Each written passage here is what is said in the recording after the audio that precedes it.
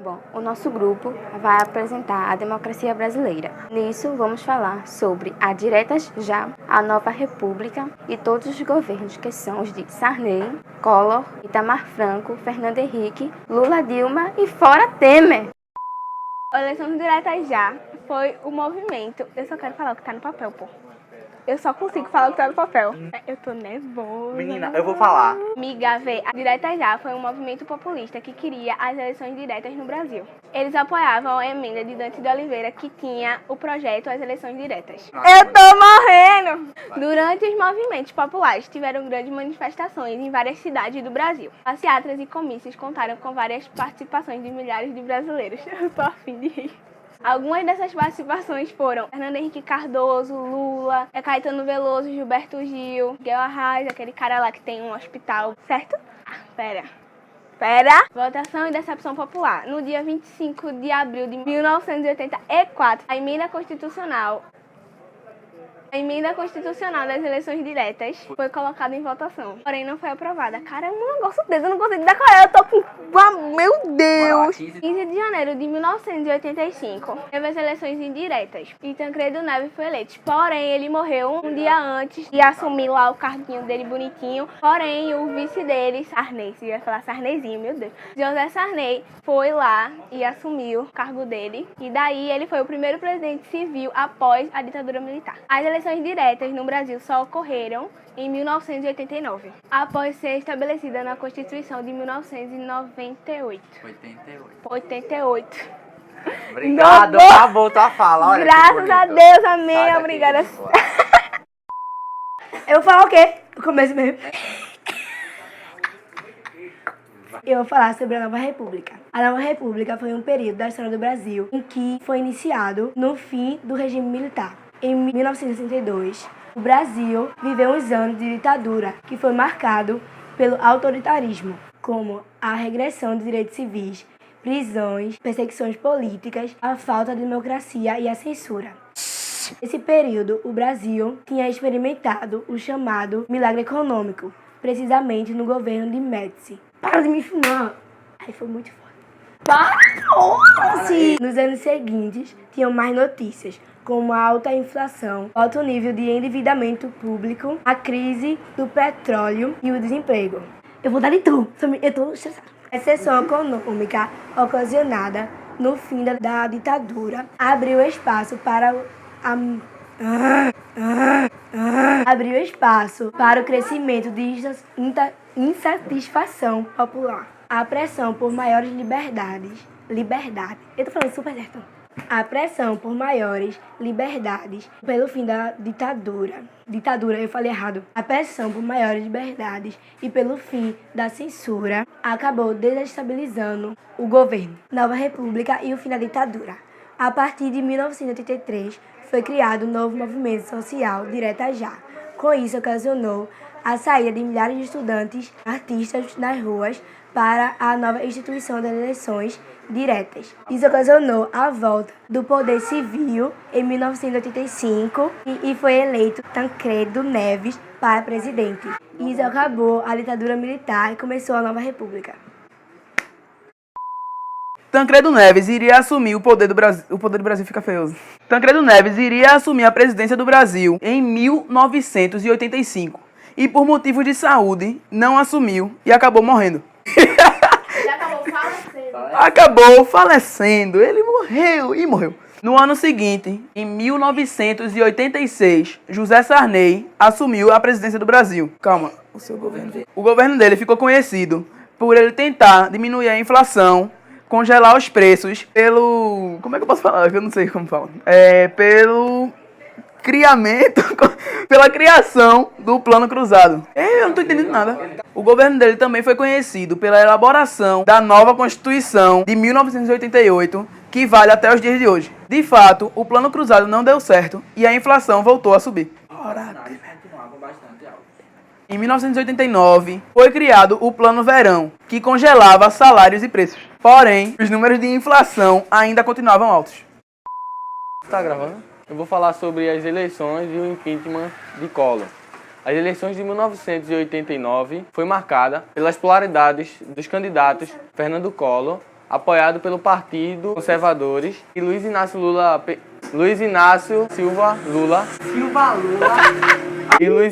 Lula da Silva, representado pelo Partido dos Trabalhadores, após Collor ter vencido as eleições e despertado grandes euforias, com sua imagem de líder jovem e dinâmico, a insatisfação popular voltou a crescer após 2 anos de sucessivos planos econômicos mal sucedidos. Em 1991, o próprio irmão de Collor fez denúncia a ele em relação ao governo. Nessa denúncia, tinha a existência de um esquema de favorecimento e desvio de dinheiro. Isso fez com que o Congresso Nacional investigasse o caso. A pressão popular sob do desenvolvimento... O menino Neto está dando desenvolvimento sobre a forma do movimento.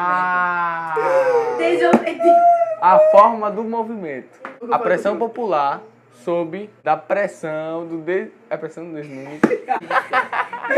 A pressão popular sob da forma...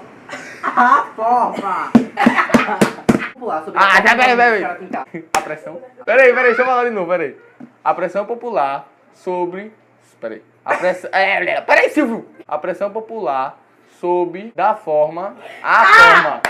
Foi mal. A pressão popular sob a forma do movimento Caras Pintadas. O movimento Caras Pintadas foi um movimento que os alunos saíam para fazer passeatas querendo o impeachment de Collor, que foi o primeiro da América Latina. Amém! Isso é demais. Gravando agora, vai, fala toda a tua fala. Igor quem? Governo Itamar Franco. Ah, tá. Como é que eu falo mesmo? Governo Itamar Franco. O governo Itamar Franco foi marcado por 2 acontecimentos importantes na área política e econômica. Na área política, ele aplicou um dispositivo constitucional que previa a realização de um plebiscito em que os eleitores brasileiros deveriam resolver qual regime político e qual forma de governo, parlamentarismo ou presidencialismo. A consulta popular ocorreu em 1993 e o resultado de uma das urnas confirmou a preferência da população, decidiu a República Presidencialista. Ainda na área política, sob incentivo do governo federal, foi criada uma CPI para investigar as denúncias de corrupção que envolviam irregularidades no orçamento da reunião. Da União. Que envolviam irregularidades no orçamento da União.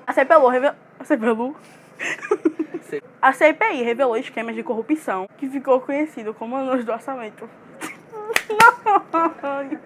Uma referência a parlamentares, ministros e governantes.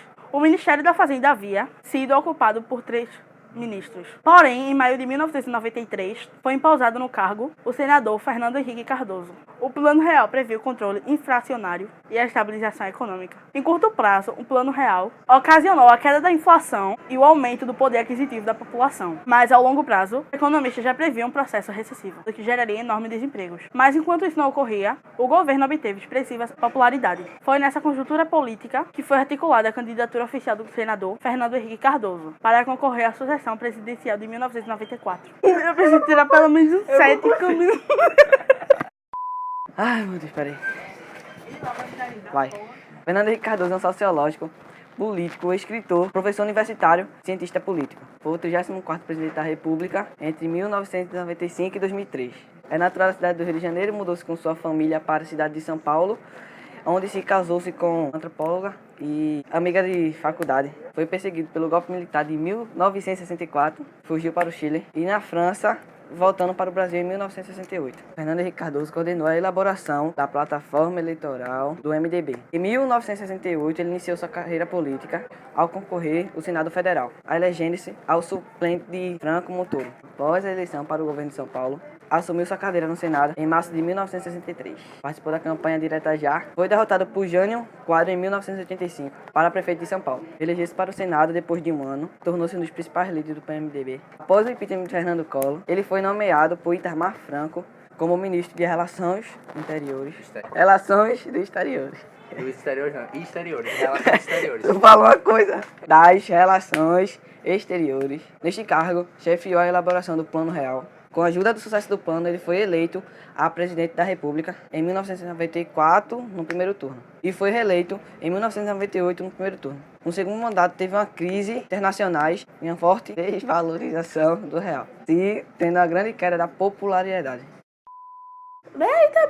O governo Lula iniciou em 2003 a 2011. Esse governo foi liderado por Luiz Inácio Lula da Silva. Em 1 de janeiro de 2003, Lula, depois da sua quarta tentativa para virar presidente do Brasil, combateu o seu rival do PSDB, José Serra, com 61% dos votos. A primeira parte do governo Lula foi de 2003 a 2006. Em outubro de 2006, ele foi reeleito. O governo Lula terminou com 80% de aprovação da população. A economia no governo Lula foi liderada por Henrique Meirelles, do FHC. Só tem isso para falar da economia. A inflação no governo Lula, nos 8 anos do governo, foi caracterizada por ser grande, 8,5% acima da média. O programa Bolsa Família foi uma característica muito grande do governo Lula, pois foi caracterizado como uma ajuda para os pobres, 12,4 milhões da população pobre do Brasil. A educação no governo Lula foi muito grande, teve várias ajudas para alunos que não têm muitas condições, foi distribuída 600 mil bolsas para estudantes. Acabou? Obrigado.